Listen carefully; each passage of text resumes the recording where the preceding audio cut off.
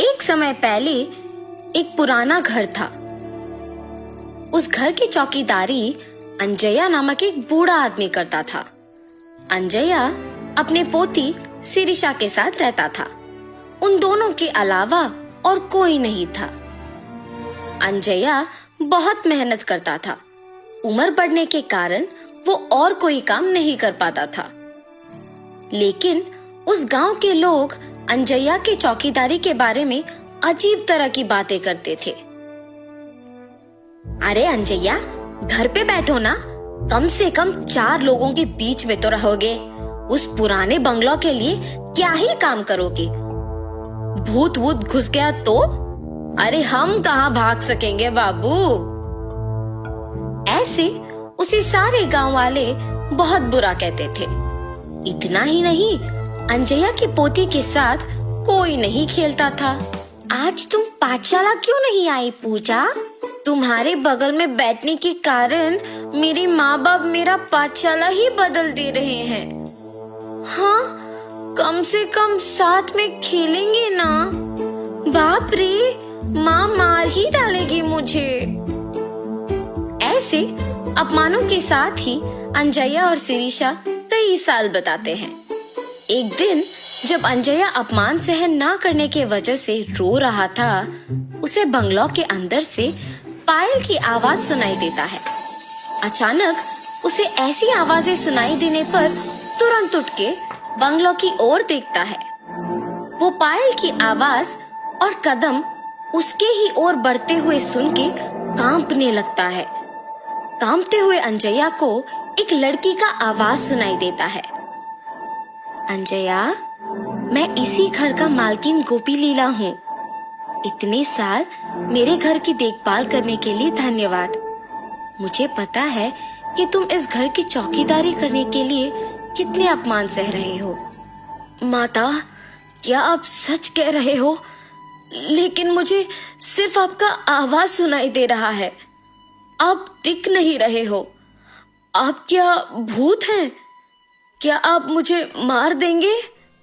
अंजया, नीचे तो देखो। ऐसे उस आत्मा के कहने पर जब वो नीचे देखता है तो सिर्फ उनके पैर दिखते हैं। वो पैर दिखने में बहुत ही सुंदर थे और पायल से सजे हुए थे, मगर सिर्फ उनके पैर दिखने के कारण अंजया दंग रह जाता है। डरो मत, मैं तुम्हें कुछ नहीं करूंगी। अच्छे लोगों को अच्छा करूंगी और बुरे वालों को सबक सिखाऊंगी। तुम दुखी हो, इसीलिए तुम्हारी मदद करने आई हूँ। उसकी बातें सुनकर डर के मारे अंजया कहता है, माता, पहले से ही गांव में सारे लोग यही सोच रहे हैं कि हम में भूत घुसा है। लगता है कि आप वो बात सच करने वाली है। हमें आपकी सहायता की कोई जरूरत नहीं है। कृपया मुझे छोड़ दीजिए। ये कह के रोता है। जब वो आत्मा कहती है, ठीक है, मैं अपने पायल यहीं पे छोड़ रही हूँ। ये अपने पोती को बांधो, सब अच्छा ही होगा। मेरे घर के लिए तुमने आज तक इतना काम किया है, उसके लिए बस ये एक छोटा सा तोहफा समझो। ये पायल बांध के जो भी मांगोगे वो पूरा हो जाएगा। भूलना मत। अपने पोती के साथ अब से खुश रहोगे। अब से यहाँ आके काम करने की जरूरत नहीं पड़ेगी तुम्हें। ऐसे उन पायल को वहां छोड़ के गायब हो जाती है।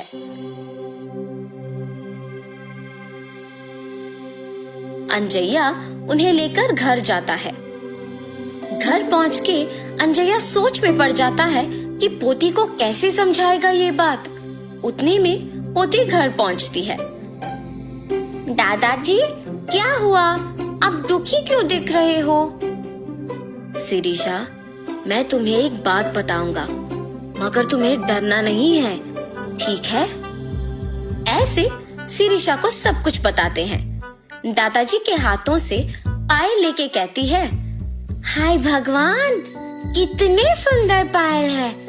गोपी लीला जी बहुत अच्छे हैं। उन्हें भूत के नाम से मत पुकारो दादाजी। उन्होंने अगर इतना अच्छा तोहफा मुझे दिया तो ही सोचिए। ऐसे खुशी के साथ कहती है और अपने दादाजी से वो पायल बंधवाती है। बेटी शिरीषा, याद है ना, इन पायल को पहन के जो भी मांगो वो हो जाता है, इसीलिए ध्यान से रहना। सब कुछ पता होने के बावजूद शिरीषा बिना कोई डर के साहस के साथ उन पायल को बांध के पूरा घर चलती रहती है। उस रात को शिरीषा को खिला के सुलाने के बाद अंजया भी सो जाता है। शिरीषा पायल के सहारे उड़ते हुए नीचे का सारा धरती पूरा सुंदर दिखते हुए, उसके ही साथ सारे पक्षी उड़ते हुए बादल के बीच में से हंसते हुए खेलते हुए दिखाई देता है। कितना सुंदर सा भावना है। ऐसे सोचती ही है कि उतने में उसे गोपी लीला उसके ही जैसे पायल बांध के घर में दौड़ना दिख जाता है। गोपी लीला अपने पायल को छू के कुछ सोचती है और आंख खोलते ही उसके सामने एक बड़ा सा हाथी होता है। उस पे बैठ के उसके साथ कुछ बच्चों को भी बिठा के सैर करती है। शिरीषा इस सब का यकीन नहीं कर पाती है।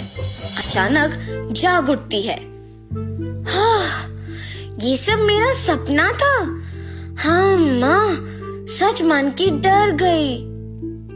शिरीषा की बातें सुन के अंजया भी उठता है और तब जान पाता है कि क्या हुआ।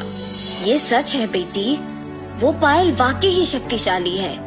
हमारे जीवन को बदलने के लिए, इतने साल के हमारे काम के लिए कृतज्ञ होके गोपी लीला जी ने इसे तोहफा के रूप में हमें दिया।